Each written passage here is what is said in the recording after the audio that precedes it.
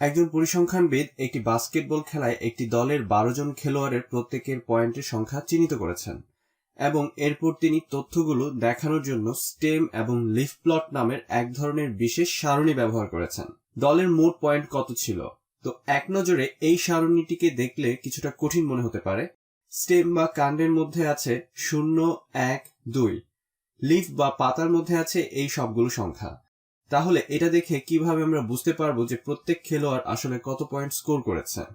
Stem এবং leaf প্লটকে সাধারণত এভাবে প্রকাশ করা হয় যে, অন্তত এখানে আমাদের পরিসংখ্যানবিদ এভাবেই বুঝিয়েছেন যে প্রত্যেক খেলোয়াড় কত পয়েন্ট স্কোর করেছে তা হিসাব করার জন্য লিফের অংশে থাকে সবচেয়ে ছোট অঙ্ক বা এককের ঘরের অঙ্কগুলো, এবং স্টেম অংশে থাকে দশকের ঘরের অঙ্কগুলো, এবং সাধারণত লিফ অংশে থাকে সবচেয়ে ডানের অঙ্ক বা এককের ঘরের অঙ্ক, এবং স্টেম অংশে থাকে অন্যান্য সকল অঙ্ক।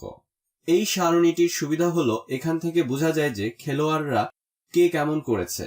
তুমি দেখতে পাচ্ছ অধিকাংশ খেলোয়াড় 0 দিয়ে শুরু এরকম পয়েন্ট করেছে, এরপর আরো কিছু পয়েন্ট আছে যেগুলো 1 দিয়ে শুরু, এবং মাত্র একজন স্কোর করেছে 2 দিয়ে শুরু এরকম পয়েন্ট, এবং এটি আসলে 20 পয়েন্ট। তো আমি এই সকল তথ্যগুলো এমন ভাবে লিখি যাতে তুমি আরো একটু সহজে এটি বুঝতে পারো। তো আমি বেগুনি রং দিয়ে শূন্যগুলো লিখি। তাহলে এখানে দেখো 1, 2, 3, 4, 5, 6, 7, অর্থাৎ 7 জন খেলোয়াড় প্রথম অঙ্ক 0 এমন পয়েন্ট স্কোর করেছে, এবং এরপর এই খেলোয়াড়ের এককের ঘরেও 0 ছিল। তো এই খেলোয়াড়েরও এককের ঘরে ছিল 0। এই খেলোয়াড়ের এখানে এককের ঘরে 2 আছে, তাহলে সে সর্বমোট 2 পয়েন্ট করেছে। এই খেলোয়াড় আমি কমলা রঙে করেছি, এর এককের ঘরে আছে 4। এই খেলোয়াড়ের এককের ঘরে 7 আছে।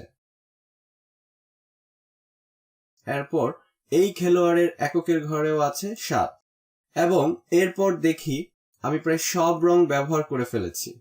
এই খেলোয়াড়ের পয়েন্টের এককের ঘরে আছে 9। তাহলে এটিকে যেভাবে পড়তে হবে, এক একজন খেলোয়াড়ের পয়েন্ট হলো 0, 0, 2, 4, 7, 7 এবং 9। এখানে দেখো দশকের ঘরে 0 আছে, আমরা এটাকে খালিও রাখতে পারতাম, কিন্তু 0 দিয়ে এখানে বোঝানো হচ্ছে যে তাদের দশকের ঘরের কোনো স্কোর নেই। তো এই হলো 7 জন খেলোয়াড়ের প্রত্যেকের স্কোর। এখন সারণীটির পরের সারিতে যাই। তো এখানে প্রত্যেক খেলোয়াড়ের পয়েন্ট শুরু হয়েছে 1 দিয়ে, এবং এখানে 4 জন খেলোয়াড় আছে, তাই 1, 1, 1 এবং 1, এবং এখানের এই খেলোয়াড় তার এককের ঘরে আছে 1, তাহলে 1 লিখলাম। তাহলে এই খেলোয়াড়ের স্কোর বোঝায় 11। দশকের ঘরেও 1, এককের ঘরেও 1। এখানে এই খেলোয়াড়ের স্কোর 11, দশকের ঘরেও 1, এককের ঘরেও 1। এই খেলোয়াড় কমলা রঙে করি, এর এককের ঘরে আছে 3, তাহলে সে স্কোর করেছে 13 পয়েন্ট। দশকের ঘরে 1, এককের ঘরে 3, 13 পয়েন্ট। এবং এরপর আমি এটি বেগুনি রঙে করছি, এই খেলোয়াড়ের এককের ঘরে 8 আছে, তাহলে সে 18 পয়েন্ট স্কোর করেছে। দশকের ঘরে 1, এককের ঘরে 8, 18 পয়েন্ট। এবং এরপর সবশেষে আরেকজন খেলোয়াড় আছে যার দশকের ঘরে 2 আছে এবং এককের ঘরে আছে 0, এটি 0। আমি এটিকে হলুদ রং দিয়ে গোল করে দিচ্ছি, এটি 0, তাহলে সে 20 পয়েন্ট স্কোর করেছে। তাহলে আমরা স্টেম এবং লিফ প্লট ব্যবহার করে সকল খেলোয়াড় যে পয়েন্ট স্কোর করেছে তা বের করে ফেললাম। এবং আরো একবার, এটি একটি কার্যকর সারণী, কারণ তুমি এখানে দেখতে পাচ্ছ কতজন খেলোয়াড় 0 থেকে 9 এর মধ্যে স্কোর করেছে, কতজন পয়েন্ট স্কোর করেছে 10 থেকে 19 এর মধ্যে, এবং এরপর কতজন 20 বা তার বেশি স্কোর করেছে, এবং তুমি এখানে এর একটি বিন্যাস দেখতে পাচ্ছ। তো এখন এসো তারা আসলে যে প্রশ্নটি আমাদের করেছিল তার উত্তর দেই। ওই দল মোট কত পয়েন্ট স্কোর করেছিল? তো এখানে ঠিক এই সংখ্যাগুলো যোগ করলে আমরা তা পেয়ে যাব। তো আমরা যোগ করতে যাচ্ছি, আমি সবচেয়ে বড়টি দিয়ে শুরু করছি। তাহলে 20 যোগ 18 যোগ 13 যোগ 11 যোগ 11 যোগ 9 যোগ 7 যোগ 7 যোগ 4 যোগ 2। আরেকবার একটু পরীক্ষা করে দেখি যে আমি ঠিক লিখেছি কিনা। ঠিক আছে, তো এখানে এই 2 জন কোন স্কোর করেনি, তাহলে এই সবগুলো এখন যোগ করি।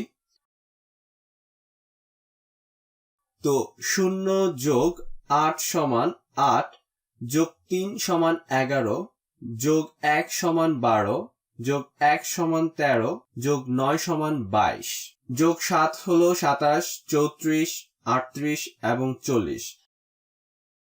তাহলে আমরা 40 পেলাম। আরো একবার করে দেখি।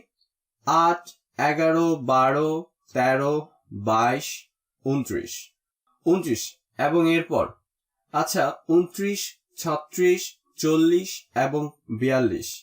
মনে হচ্ছে আমি গুলিয়ে ফেলছি। আমি আরো একবার করি। আমি বারবার ভুল করছি। আরেকবার চেষ্টা করে দেখি। আশা করি এবার ঠিকভাবে করতে পারবো।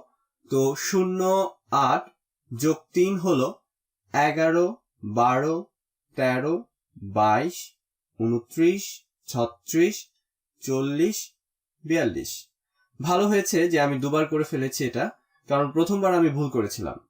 তো 4 যোগ 2 সমান 6, 7, 8, 9, 10। তাহলে আমরা পেলাম 102 পয়েন্ট। দলটি সর্বমোট 102 পয়েন্ট স্কোর করেছিল।